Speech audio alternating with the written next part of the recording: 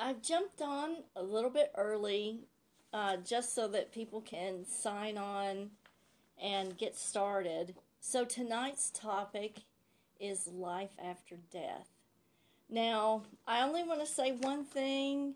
We're not going to get into religious discussion. This is strictly the scientific background about life after death, because I know we've had a lot of scientific research into this area, and I have done my research, and I'm going to present to you the latest data that we have on it. Hey Joshua, how are you? So there's going to be a lot of people chime in here. We've actually done several studies that pretty well prove that there is life after death. Hey Penny, I'm going to refer to two different studies in particular, the one of which has the most startling information encased in it. And for those of you that are getting on late here, you can always rewind and go back and watch it again. Hey Arthea, good to see you too, Joshua. So this first study I want to read to you guys is a study that was done in Berlin at the University of Berlin. And it was a group of psychologists and medical doctors. Okay. They actually did a study, and this study was done over a 2-year period for a 944 volunteer list. And what they did, these volunteers actually underwent induced death for a period of exactly 20 minutes. And then their results were recorded when they were they call them reanimated. Gosh, that sounds like, something from Frankenstein, doesn't it? Reanimation. Hey Shelley, hey Dale. Hey Georgia. Hey Georgia. Anyway, I said, oh my God, reanimated. That's so crazy. But you know what? They've done it. So what they've done is they inject a series of drugs into the body to allow it to survive clinical death. And then they use another series of medications with an automated CPR defibrillator vest to reanimate them after 20 minutes. Hey Penny, hey Dana. So what they're finding, this is really startling, is what they're finding is that most common memories that they've recorded from the people who they've reanimated include a feeling of detachment from the body, feelings of levitation, feelings of total serenity, total security, warmth, and the experience of absolute dissolution and the presence of an overwhelming light. This is important, folks. Hey, Wendy. Kisses, Wendy. So, that's pretty startling. 20 minutes is unimaginable to be without any circulation or any kind of brain function. Now, in these studies also, as soon as the blood stops pumping to the brain, within 30 seconds, there is no brain activity. So these people are having recountable memories 20 minutes into their experience. Hey Shay, hey Betty. Anyway, I find that absolutely fascinating.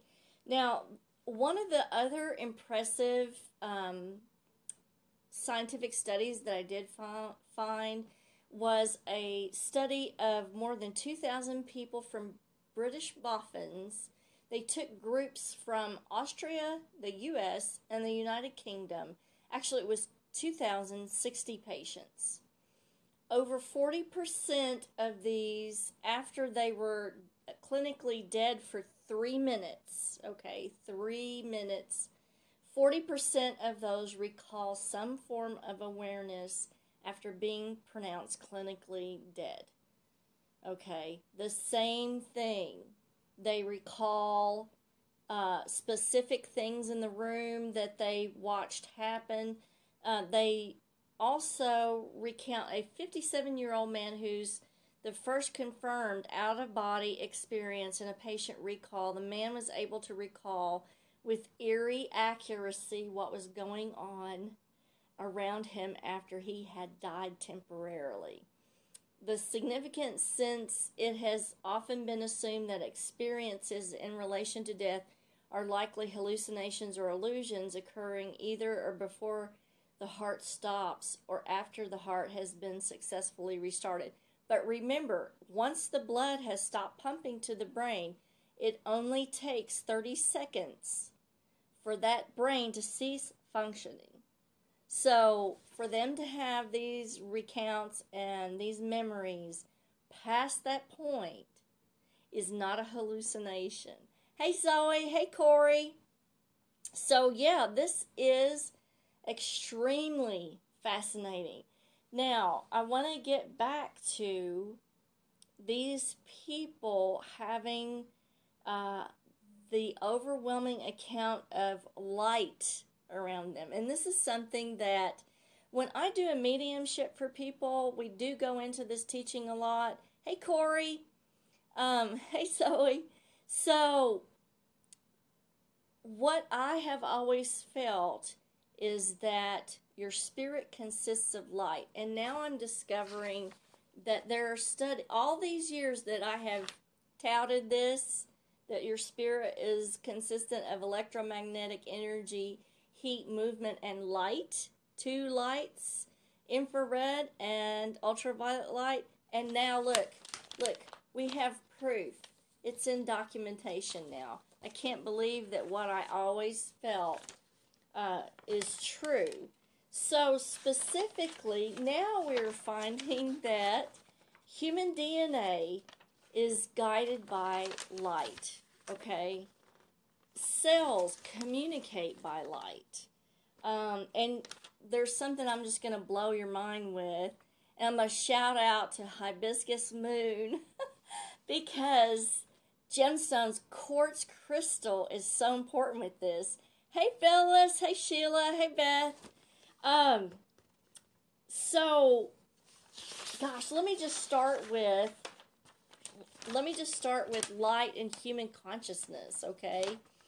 If you examine a neuron, you will see that there are many hollow tubes surrounding the axon. These microtubules have been thought as a kind of scaffold to support the nerve fiber, but now we're finding that these microtubules are like a crystal-like structure, hollow in the inner core organization of cell function and capacity for information and processing. According to the researchers, their size and appearance perfectly is designed to transmit photons in the UV range, ultraviolet. I have said for years the ultraviolet light is part of what bioluminesces from us.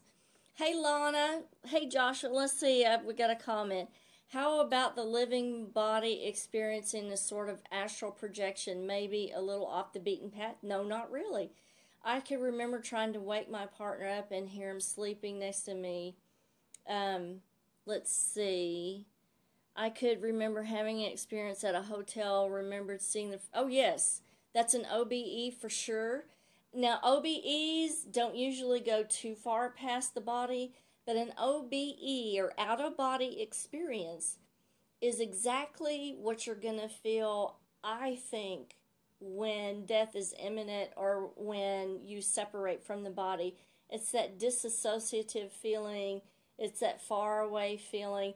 You really don't feel much of anything. You're very comfortable. You're very secure and safe. But yes, absolutely, Joshua. This has, it's double path for that. It's a double path for that. It's right up there with this. Hey, Melissa. Hey, Yasmin. Hey, Linda.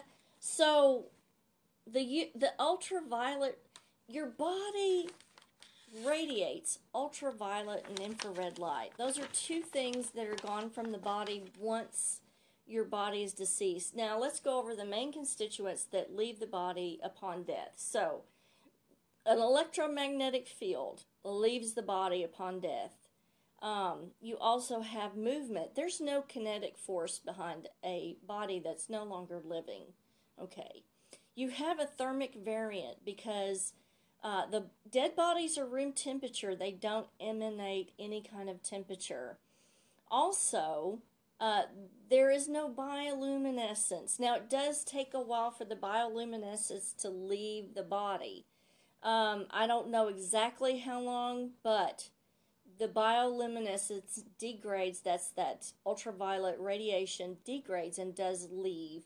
Let's see, Joshua has another comment. When I woke up, I literally felt like my spirit jumped right back into my body. I had it happen once more and began to realize, yes, it is kind of scary, but Joshua, if you can practice that, then when you pass on, it will not be so scary then. Hey, Sandra. It's kind of, OBEs are kind of like practice for an actual death. Everything looks different because you're not seeing with your eyes, you're seeing with the spirit or the essence. And that's a more true sight. Hey, Sheila.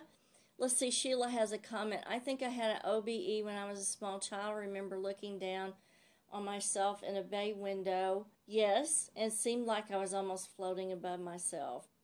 Yes, absolutely. It is a disassociative type of feeling. Hey, Stephanie. So let me get back to that ultraviolet and infrared light because I'm going to blow your mind here in a few minutes with some data about crystals and specifically quartz crystal, okay?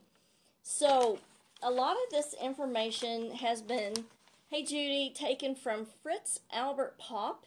He's a biophysicist at the University of Marburg in Germany. And remember that study with those 944 subjects who volunteered to undergo a clinical death for 20 minutes was in Germany. So Germany is leading the way in this study. Hey Scott, hey Ruth.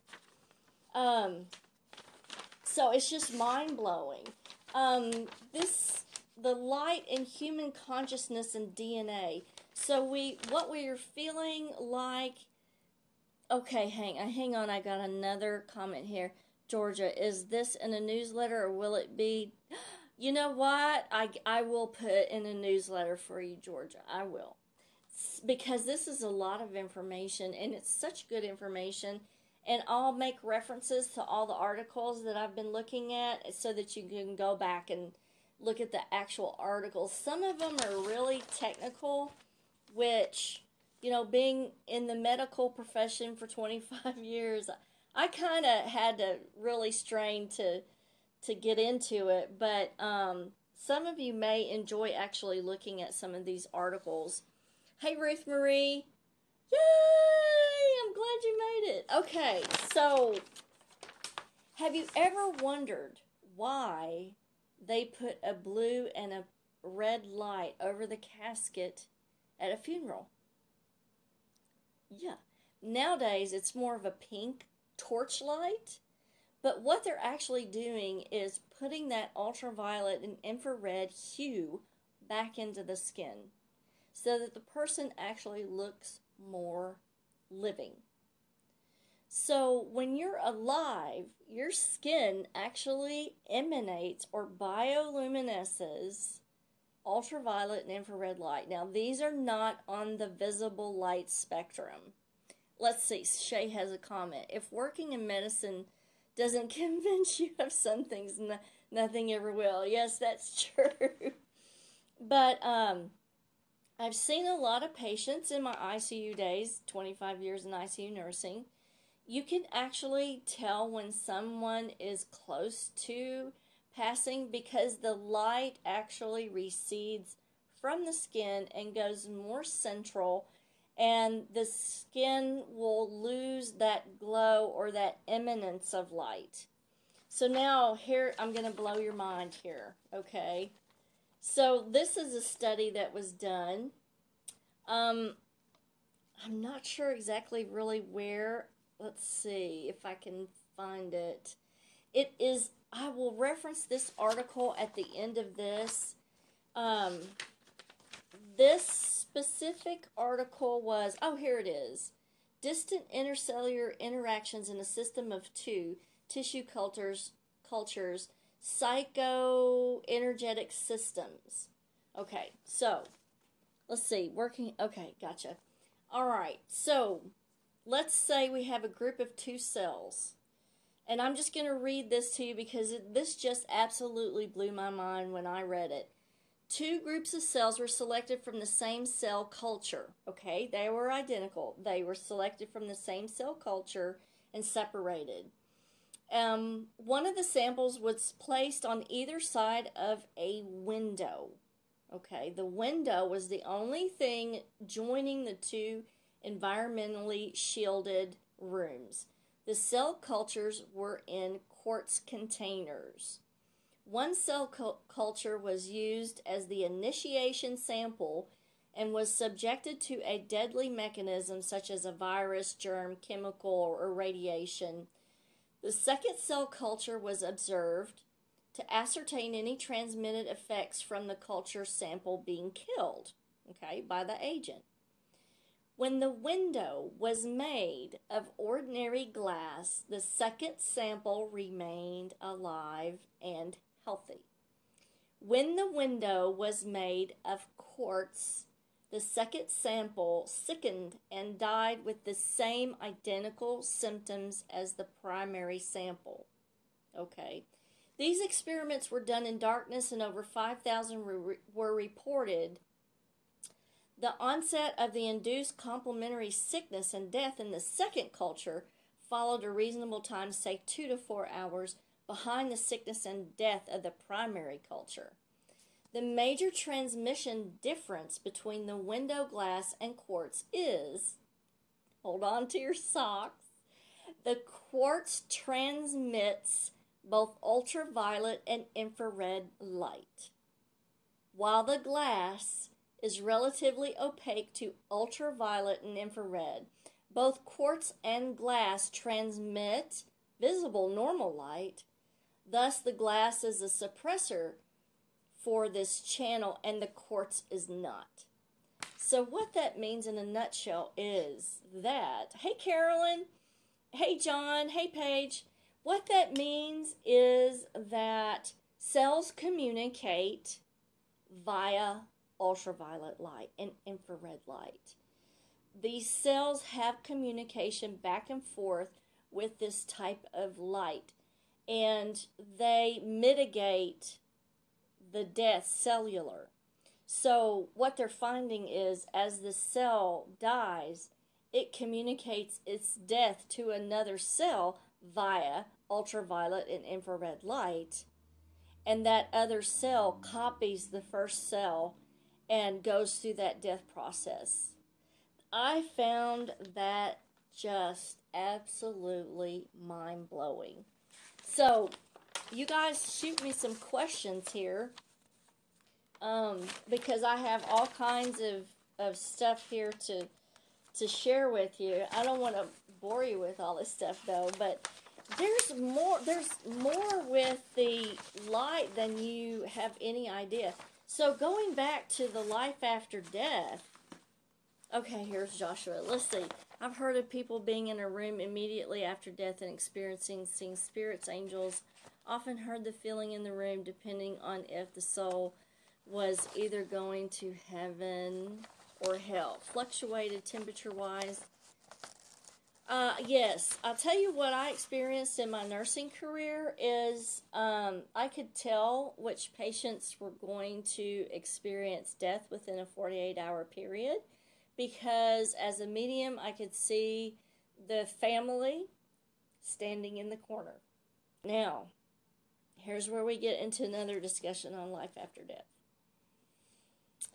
When you see the light, okay, we already know that the light is probably just your own essence, okay? the figures of those people that you are connected with step out of that light. Okay, those are generated by your brain, by your mind, by your consciousness. So we have to give them a physical shape or a physical source so that we kind of know who they are. Because in their true form, in their true source, they're energy and light. Okay? So naturally, those images are going to step out of the light because those images are generated by your consciousness. So let's see, Lana has a question. So does that mean you can stop the transmitting process? Can you see our aura? Oh, wait a second. That may be a two-part question here. So, hey Laura, hey Jen. Okay, here's something Arthea said. My grandmother-in-law was so scared to pass. She was in a coma, and when she awoke, she said her husband and dad were on the bench waiting for her. Yes. It functions two different ways. The first way is it functions to calm that spirit because the spirit is in fear and upheaval because it's a huge transition. The second way is when you cross over, you don't automatically know how to move your energy, that you can move through walls, that you can move through doors. You don't know that automatically. You don't know how to move your spirit. You don't know what your options are. So your family and your friends are always there to help. They're orienting you to how things are on the other side. So does that mean, let's see, I'm trying to figure out Lana's question. Does that mean you can stop the transmitting process? Lana, rephrase that and let me see if I can answer that for you. Hey, Sandy. Hey, Amanda. Hey, Phyllis. Okay, Phyllis says, my brother-in-law passed in December. Sorry. And he kept saying, what's that light up there in the corner? So that was probably family members that came to greet him, Phyllis. Absolutely.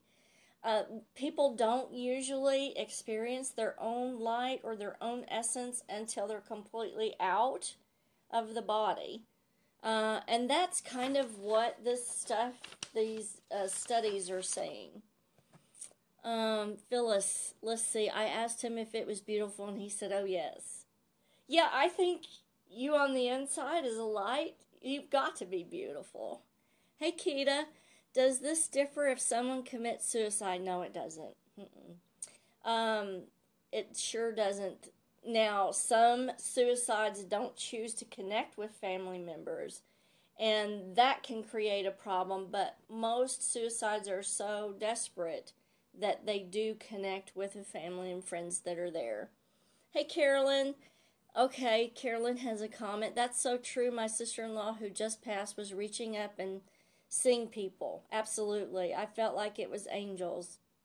Yes, and that if a person connects more with angels, then that's what they're going to have there waiting for them.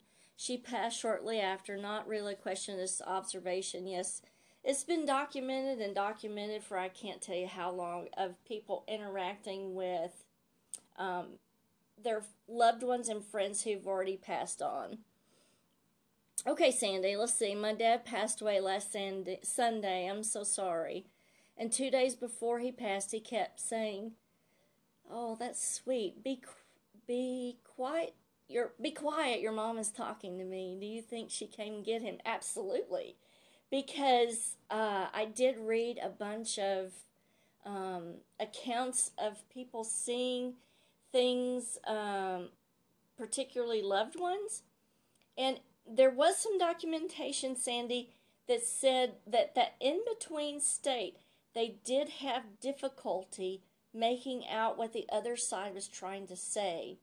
So there are a lot of accounts of people really concentrating on what that loved one is saying that's on the other side and not being able to get the full message of it. Let's see. Hey, Ollie. Hey, Mike. Hey, Jen. So let's go. I want to go on to something that I really want to get to you guys for tonight because this is just awesome. Did you know that your eyes actually emit ultraviolet light? Okay, here Ruth Marie has a comment. Oh, the feed's jumping. Let me pull it back down. When my cousin passed in April, he kept saying an elderly lady in black kept coming through the walls and was trying to take him. He was so terrified of her. He would fight his sleep and beg the doctors. Let's see. And begged the doctor not to put him in a coma. He had cancer and was on life support. A couple days later, he passed away. I was there, and he seemed at peace. I so hope he's in paradise. Have you heard of an elderly lady in black coming to deathbeds? I hope that made sense. I get very emotional. Yes, I think we all get emotional about this. But specifically, sweetie, there are back going hundreds of years. Have you ever heard of the Banshee? The Banshee originally in Ireland was an old tale of a woman in black, and she would cry and wail the night before somebody passed on. Now that could be scary to someone who's experiencing that person to come and get them, but back in those folklore tales, that person or that female in black was designed to be a comfort to the person who was passing. So, I think that if he seemed at peace, he most certainly was. Let's see, Jen. My papas knew he was about to pass, and he hugged me and embraced me like he knew it was the last time, and it was. Yeah, I've had a lot of patients in my day that looked perfectly fine, clinically, their numbers were fine, their labs were fine, and they looked up at me and said, I'm going to die in a half an hour. And I never questioned it because I always trusted them, and 9 times out of 10, you know what, they did. Hey Linda, hey George, hey Angel, Mary. Thank you, Mary. I'm sure Barbie would appreciate that. Hey Stacy, here's a comment from Stacy. My parents came back as hummingbirds. There were 3 in a place they normally were not. Still felt it was us, me and them. Yes, you got a lot to do. There's so much learning that takes place. What we're doing right now is strictly learning and trying to evolve. So don't forget that. Okay, Lana, you said that each cell talks to each other, yes, and transmits cell to cell. The aura thing was a different question altogether. I've read each person has an aura color. Yes, each person has a basic aura color, but then there's aura colors that are on top of that, and that is like daily changing with your mood or whatever you're doing. But it's all about light. Each cell is directed by light. Each particle of DNA is directed by light. So, and they communicate by light, which is just, I find that so fascinating. So Jen has a comment. After her papa passed, I had vivid dreams and still being live after he passed and still do after 18 years. That's what we call a visitation. Because in your dreams, specifically, they use theta wave to achieve brain-to-brain communication. And we're going to go over that on another live feed. Betty Joe, hey, why are some people's eyes so very bright a few days before their death? So, okay, let's get into this eye light thing. Okay, let me gather myself here. Okay, the eye itself emits spontaneous and visible light-induced ultra-weak photon emission. Okay, so your light actually emanates from the eye. Your eye not only receives light, but it emanates light also. Let's see what else it says. These light emissions have also been correlated with cerebral energy metabolism and oxidative stress within the brain. So it's called biophoton emissions. And here's another interesting thing that they were saying is that they did a study about people actively imagining light in a very darkened environment. Their intention produced a significant increase in ultra-weak photo emission from the eye. This is consistent with an emerging view that biophotons are not solely cellular metabolic byproducts, but rather because biophoton intensity can be considerably higher inside the cells than outside. It is possible for the mind to access this energy gradient to create intrinsic biophysical pictures during visual perception and imagery. I don't know how many of you got that. But, so let's just say, Betty Joe, that that person's intent was so focused on seeing the relatives and seeing the people that around them that they were focused brain-wise on those images, that automatically increases that biophotonic energy that's coming from the eye. So I hope that answers your question. Let's see what else here. Hey Angel, hey Cheryl. So Angel says, hello, I've experienced my grandfather leaving as he passed away. The doctors told my granny that the machines were the only thing holding him on, so she said turn them off. Me, my mom, and uncles, let's see, me, my mom, and uncles were in the room. I felt him leave. Yes, you can actually feel it.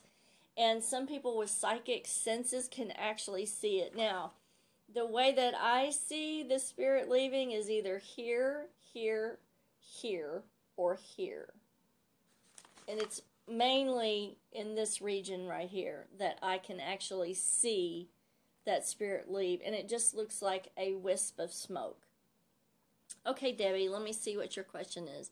Recently, I ended a phone call with my daughter sensing something was amiss with her. As soon as I stood up out of nowhere, my dog started feverishly barking at the ceiling. Within the hour, the bad news came. I'm so sorry. Did my dog see her deceased dad or my mom trying to warn me, maybe? So I guess it was your daughter that passed on. It could be. We know that animals are more sensitive to spirits than we can't see or hear what an animal does.